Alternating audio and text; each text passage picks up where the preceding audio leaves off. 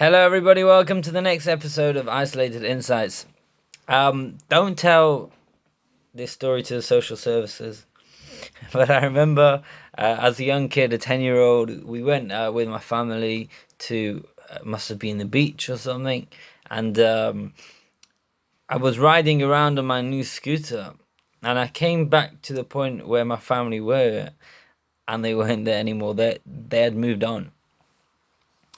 And I remember thinking, as a scared young child, I'm one of 14 children. Are they even going to notice that I'm not there? Are they even going to care that I'm not there? There's still another 13 of them. But obviously, how wrong I was, as soon as my parents realized, and thankfully it didn't take too long,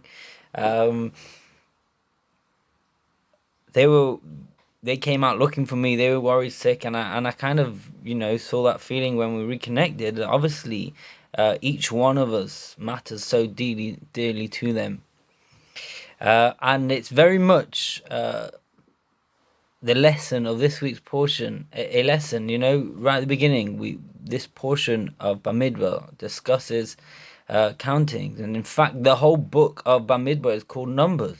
Although Bamidbar itself translates as deserts, they've chosen Numbers because we count a lot, and God counts a lot, and God counts each and every one of us. And in this week's portion, he says to Moses, I want every single person, every man to bring a half shekel coin, and I want to count each person.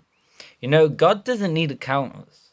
He knows exactly how many of us there are, and if he does want to count us, what's this idea of everybody coming and putting in a half shekel piece, and then Moses counting all of us? Why didn't they just say a number? They knew how many people were in the army. They knew they had a consensus. Why did everybody have to be individually counted? And I think the answer lies in very much in that God wants to show that each and every one of us is so important to him. Each and every one of us is loved so much by him.